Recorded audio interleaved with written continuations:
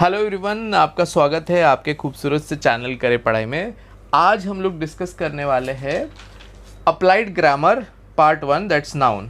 देखिए, आप लोग ने स्कूल लेवल में तो डेफिनेटली सीखा होगा नाउन क्या होता है, ठीक है, जो कि पहला पार्ट्स ऑफ स्पीच है। It's the first parts of speech of when you start your grammar lessons. तो पहला तो first and foremost we learn noun. तो यहाँ पर भी हम लोग नाउन ही सीखने वाले हैं, पर we are not going into details of noun. That means we are not going to discuss what is noun and what are the types of noun, like proper, common, abstract, collective. All those things we are not going to discuss. We are more concerned about the applied part of grammar. तो ये जो applied part of grammar, इसी को हम लोग target करने वाले. So whoever is interested in English usage and want to talk in English with proper grammar or write sentences in without grammatical mistakes, the video is for them. So let's start the video. Okay, over here the first question that I'm taking, or the first sentence that I'm taking, is our cricket team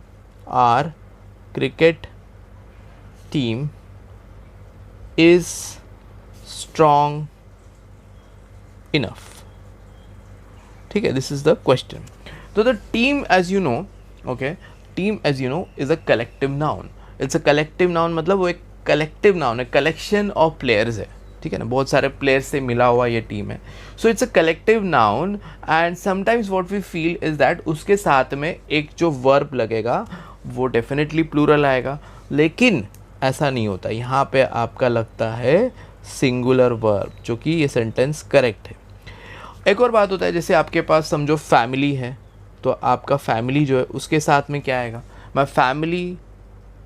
अभी जैसे देखिए, family is making the right decision for me, ऐसा हो सकता है, the family is making decision for me. तो वहाँ पे आर नहीं आएगा, तो यहाँ पर आर आएगा क्या, नहीं आएगा, आर नहीं आएगा, is will come. So the concept is collective noun के साथ आपका जो है सिंगुलर वर्ब आता है. तो ये आपका पहला कॉन्सेप्ट है और रूल नंबर 1 बोल सकते हैं ग्रामर में, ठीक है. तो यानी कोई भी हो सकता है, ऐसे फैमिली हो सकता है, आर्मी हो सकता है, ऑडियंस हो सकता है. ये सारा जो भी मैं बता रहा हूँ ये सारे कलेक्टिव नाउन्स है, और इसके साथ में हमेशा जो वर्ब आएगा वो सिंगुलर होगा. तो that's the thing. Second concept पे आ जाते हैं हम लोग अभी धीरे से.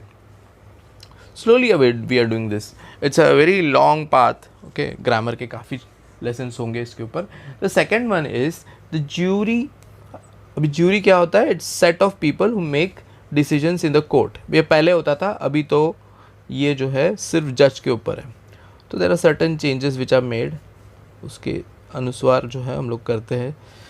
अभी ये jury made its decision. Jury जो होता है set of people who used to make decision earlier, ठीक है, दैट्स लाइक नॉट नाउ, पहले ऐसे होता था. तो ज्यूरी जो है ये क्या है, कलेक्शन और सेट ऑफ पीपल होता है. तो ये डेफिनेटली कलेक्टिव नाउन है. तो कलेक्टिव नाउन के साथ में दूसरा कॉन्सेप्ट है, यहाँ पे जो हो रहा है इट्स आएगा. क्या आएगा, इट्स ए न्यूटर जेंडर. क्या जेंडर है ये, neuter gender. Remember, this gender is not masculine, neither it is like a collective. जैसे देर नहीं आएगा यहाँ पे, कुछ लोग यहाँ पे बोलेंगे सर देर आएगा, क्योंकि ये लिविंग पीपल है. I mean there are lot of people who have come together to make a decision, so it's a living being. तो उसके साथ में तो सर इट्स नहीं आ सकता है. इट्स तो नॉर्मली हम उन लोगों के बारे में या उन चीज़ों के बारे में बोलते हैं जिनका जेंडर क्लियर नहीं होता है. तो ऐसा नहीं है, यहाँ पे देर आएगा. तो यही तो रूल है कि कलेक्टिव नाउन के साथ हमारा हमेशा न्यूटर जेंडर आएगा. एक और एग्जांपल लेते समझने के लिए. My family has made its decision आता है, देयर डिसीजन नहीं आता है. कभी कभी कुछ लोग बोलते हैं family has made their decision, क्योंकि उनको लगता है फैमिली में तो मेरे बहुत सारे लोग हैं जो लिविंग है, तो उनका तो देर ही आने वाला जेंडर जो है, लेकिन ऐसा नहीं है. तो यहाँ पर क्या आएगा, कलेक्टिव नाउन है तो उसके साथ में हम हमेशा न्यूटर जेंडर ही रखेंगे. क्या रखेंगे, न्यूटर जेंडर ही रखेंगे. तो इस तरह से हम लोग करेंगे. ये हो गया सेकेंड आपका. सेकेंड जो सेंटेंस है. थर्ड सेंटेंस पे हम लोग मूव करते हैं, ठीक है ना. थर्ड सेंटेंस पे मूव करते हैं और देखते हैं क्या है थर्ड सेंटेंस. थर्ड सेंटेंस हमारा डील करता है कुछ अपोस्ट्रोफी एस से रिलेटेड है. तो देखते हैं ये पॉजेसिवनेस से रिलेटेड है. पॉजेसिव नाउन करके कुछ होता है, तो यानी किसी का है, जैसे टेबल्स वुड, यानी ये वुड जो है वो टेबल का, ऐसा हो सकता है कि देखते हैं. The tables would is infested with might. Infested with might.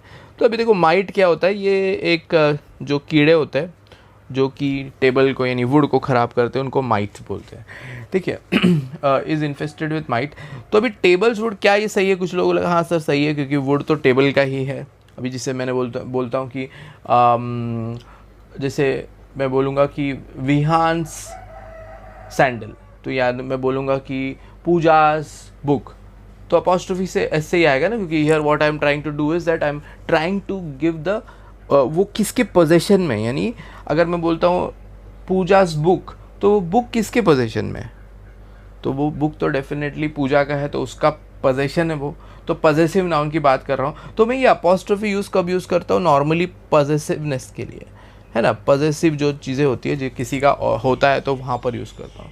लेकिन क्या यहाँ पर ये सेंटेंस करेक्ट है? बिल्कुल नहीं, ये इनकरेक्ट है। यहाँ पे आएगा would of table, would of the table is infested, would of the table is infested with mite, ये करेक्ट है। तो ऐसा क्यों हुआ? क्योंकि ये नॉन लिविंग थिंग है। यहाँ पे कॉन्सेप्ट क्या आता है कि नॉन लिविंग थिंग जो होता है, नॉन लिविंग थिंग्स के साथ में हम लोग पॉजिटिवनेस यूज़ नहीं करते। पॉजिटिवनेस नॉट यूज्ड, ठीक है ना, ये इंपॉर्टेंट है। तो हम नॉन लिविंग थिंग्स के साथ में पॉजिटिवनेस हम लोग यूज़ ही नहीं करते, तो ये बहुत ज़रूरी है समझना। तो ये पॉजिटिवनेस हम लोग इसके साथ यूज़ नहीं करेंगे, तो ये इनकरेक्ट है। यही अगर किसी और का होता, जैसे पूजास बुक या तो Pooja's table is infested with mite, वहाँ चल जाता है। और एक्चुअली लिविंग थिंग्स पे दोनों तरह से चल जाता है। जैसे ऐसा बोल सकते हैं book of Pooja is infested with mite और table of Pooja is infested with mite, ये भी हम बोल सकते हैं, ठीक है ना। लेकिन नॉन लिविंग थिंग में हमको इस तरह से ही लिखना पड़ेगा। हम लोग ये नहीं लिख सकते कि टेबल्स वुड, तो वो पॉसिबल नहीं। तो ये एक कॉन्सेप्ट है जो कि हमको नाउन में, तो मैंने आपको अभी तक 3 रूल बताए हैं। अभी हम लोग मूव करते हैं एक और रूल के ऊपर, ठीक है।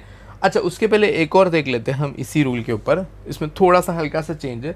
जैसे मैं बोल रहा हूँ कि द मदर इन लॉज, ठीक है, कंपाउंड वर्ड है। अगर आप ध्यान से देखो, मदर इन लॉ यानी सासू माँ को जो है हम लोग मदर इन लॉ बोलते हैं। तो मदर इन लॉज यानी एक से ज़्यादा होगा वहाँ पे, यानी कि अभी 2 लोग बात कर रहे हैं, तो उन दोनों की मदर इन लॉ वहाँ पे हो सकता है।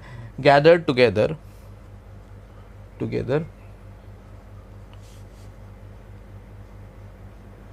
At the beach. देखिए यहाँ पर क्या है, बीच में 2 लोग बात कर रहे हैं, तो उनके मदर इन लॉज शायद वहाँ पे गैदर हो चुके हैं, सासू माँ जो सास बोलते हैं जिसको। तो क्या ये करेक्ट है? बिल्कुल नहीं, ये इनकरेक्ट है। तो ये कॉन्सेप्ट बहुत लोग लिख भी देते हैं, या यहाँ पे अपॉस्ट्रोफी भी नहीं लिखता है, ऐसा ही लिख देते हैं, क्योंकि एक से ज़्यादा है तो एस लिख देते हैं। तो अपॉस्ट्रोफी नहीं होता है, सिर्फ एस लिख देते हैं, ऐसा भी कुछ लोग करते हैं। कुछ लोग अपॉस्ट्रोफी डाल के लिखते हैं, तो दोनों ही गलत है। तो यहाँ पे हम लोग को देखना है ये कंपाउंड नाउन है। क्या है ये? कंपाउंड नाउन है। और कंपाउंड नाउन में हमको देखना है कि कंपाउंड नाउन में हमको देखना है कि मेन वर्ड कौन सा है। तो मेन वर्ड डेफिनेटली यहाँ पे मदर है, तो उसके साथ में हमको ऐसे यूज़ करना है, यानी मदर्स इन लॉ आएगा। बाकी सब सेंटेंस वैसे ही रहेगा, सिर्फ मदर्स इन लॉ, यानी मेन जो पार्ट है, कंपाउंड मेन पार्ट है, जो कि कंपाउंड नाउन की बात हो रही है। यहाँ पर कंपाउंड नाउन की बात हो रही है, ठीक है। जो मेन पार्ट है उसके साथ एस इज़ यूज्ड। तो ये कॉन्सेप्ट है आपका, ठीक है। थोड़ा बहुत मैथ के जैसे ही होता है ग्रामर, जिसमें बहुत सारे कॉन्सेप्ट्स होते हैं। तो I am trying to explain you in Hindi as well as English, because बहुत बच्चे जो है since I am explaining a concept, तो I am not explaining in English, so I am mainly interested कि आपको एक कॉन्सेप्ट समझ में आ रहा है। Obviously, if you want to learn how to write an essay, something related to reading comprehension, वहाँ पर हम definitely पूरा जो वीडियो रहेगा वो इंग्लिश में रहेगा. That will be a complete English conversation video, but this definitely is not that way. So we are trying to understand, like math में rules होते हैं वैसे grammar में rules होते हैं, we are trying to understand the rules. So let's move on to the, without wasting any time, move on to the next sentence. That is, यहाँ पे दिया है women athlete, athlete have performed better, far better. तो किसी Olympic या Commonwealth games के बारे में है ये। Then man athlete, this season. तो ये सीज़न होता है स्पोर्ट का, ठीक है, वहाँ से रिलेटेड है। देखिए यहाँ पे पहली बात तो विमेन यानी ये प्लूरल है, ठीक है ना। तो यहाँ पे कॉन्सेप्ट आता है कि प्लूरल है, तो यहाँ पर एस क्यों नहीं है। एक क्वेश्चन ये आता है क्या यहाँ पर कुछ गलत है, यहाँ पे मैन नहीं हो के मैन होना चाहिए, बहुत लोग यही बताएंगे। क्या यहाँ पर भी गड़बड़ है? अब देखिए यहाँ पे जैसे मदर्स इन लॉ या मदर इन लॉज में कन्फ्यूजन था, तो यहाँ पर भी कुछ कन्फ्यूजन हो सकता है, ठीक है। तो हम लोग क्या यहाँ पे कॉन्सेप्ट लर्न करेंगे कि जब भी हम कोई प्रोफेशन की बात कर रहे हैं, यानी देखिए जो विमेन एथलीट है, सिंगल अगर वुमन एथलीट बोलता हो तो एक पर्सन की बात हो रही है, she is a woman athlete, so I am talking about only one person हो भैया, यानी एक लेडी की तरफ मैं दिखा रहा हूँ। जैसे अगर मैं बताता हूँ कि सानिया जो है वो एक सिंगल एथलीट है, तो she is a woman athlete बोल सकता हूँ, ठीक है ना। लेकिन एक से ज़्यादा है तो मुझे बोलना पड़ेगा विमेन एथलीट्स। क्या बोलना पड़ेगा? Women athletes. तो यहाँ पर मुझे बोलना पड़ेगा विमेन, यानी प्लूरल हो गया, और उसके साथ में मैं बोलूँगा एस यहाँ पर भी, और यहाँ पर भी एरर है, मैन की जगह में मैन आएगा, मैंस नहीं आएगा, मैन का प्लूरल मैन होता है, ठीक है। तो एथलीट्स, ठीक है। तो दो वर्ड है और यहाँ पर बात हो रही है कोई प्रोफेशन की, तो दोनों वर्ड में प्लूरल लगेगा। कभी कभी हमने देखा है कि दो वर्ड है लेकिन एक में एस लगा है और दूसरे में नहीं लगा है। तो एक एग्जांपल लेते हैं। देखिए जो मैन ईटर होता है, ठीक है, ये टाइगर को बोलते हैं कई बार, तो रॉयल बंगाल टाइगर जो होता है उसको मैन ईटर बोलते हैं, ठीक है। सुंदरबंस के जो डेल्टा है वहाँ पर इनका जिक्र किया गया है। तो मैन ईटर यानी एक सिंगल टाइगर होगा, लेकिन अगर समझ लीजिए यहाँ पर एक से ज़्यादा टाइगर है, तो क्या हम उसको बोलेंगे मैन ईटर्स? जैसे आपने बताया था कि आपने देखा कि यहाँ पर हमने पिछले जो सेंटेंस है, in that sentence we have discussed about women athlete, दोनों वर्ड में हमने एस लगाया, तो यानी एस यानी दोनों वर्ड को हमने प्लूरल कर दिया है, ठीक है। तो क्या यहाँ पर भी मैन ईटर्स आएगा? तो बिल्कुल नहीं, यहाँ पर मैन ईटर्स आएगा। क्या आएगा? मैन ईटर्स आएगा, मैन ईटर्स। ऐसा क्यों? क्योंकि ये इसका प्रोफेशन नहीं है, ठीक है ना। जब कोई प्रोफेशनल बातें होती है और हम दो वर्ड देखते हैं, तो अगर एक का प्लूरल देखते हैं तो दूसरा का भी हमको प्लूरल करना है। लेकिन जब प्रोफेशन नहीं होगा तो वहाँ पर सिर्फ और सिर्फ, ठीक है ना, वो कर रहा है, जो करने वाला है, मतलब उसका जो मेन काम है, उसके साथ में ही ऐसा आएगा, ठीक है, एंड में ऐसा आएगा मोस्टली। तो अभी हम लोग नेक्स्ट कॉन्सेप्ट पे आ जाते हैं। अभी नेक्स्ट कॉन्सेप्ट देखते क्या है, ठीक है ना। तो नेक्स्ट कॉन्सेप्ट हमारा आ रहा है, क्वेश्चन जो है वो लिखा है आई लाइक पोएट्रीज। ये तो काफ़ी कॉमन चीज़ है, पोएट्रीज ऑफ गुलजार। तो क्या इसमें कोई गलत है? तो बहुत लोग बोलेंगे सर एकदम सही है, पोएट्रीज यानी एक से ज़्यादा पोएट्री होगा, तो डेफिनेटली इसमें कोई एरर नहीं है। तो ऐसा नहीं है। देखिए पोएट्रीज जो है ये इनकरेक्ट है, क्योंकि पोएट्री जो we never use poetries, poetry is actually an uncountable noun. तो बेसिकली यहाँ पर सिर्फ और सिर्फ पोएट्री है। कुछ ऐसे वर्ड्स है जैसे लगेज, एक और एग्जांपल लेते हैं। लगेज जब मैंने बात किया है तो लगेज का ले लेते एग्जांपल, तो उससे आपको समझ में जाएगा मैं क्या बोल रहा हूँ। नो पोर्टर क्या होता है? पोर्टर यानी the person who carries your luggage. Red colour के यूजुअली उनका जो शर्ट होता है रेड कलर का, स्टेशन में पाए जाते हैं ये लोग, जो है ना आपका सामान उठा के आपको स्टेशन के बाहर तक पहुंचा देते हैं। नो पोर्टर बीइंग अवेलेबल ही कैरीड ऑल हिज लगेज। अभी एक से ज़्यादा उसके पास लगेज था, तो क्या लगेजेस लिख सकते हैं? तो वो देखते हैं। तो ये सेंटेंस तो सही लग रहा है बहुत हद तक, क्योंकि यहाँ पे बंदे के पास जो है कोई पोर्टर नहीं मिला उसको, तो अपने जितने भी सूटकेसेस और ट्रॉलीज थे उसने क्या किया, एक पोर्टर को दे दिया, तो उसने कैरी किया। तो he carried all his luggages himself, तो खुद ने उसने पोर्टर नहीं मिला तो उसने खुद ने कैरी किया। तो क्या ये सही है? देखते हैं।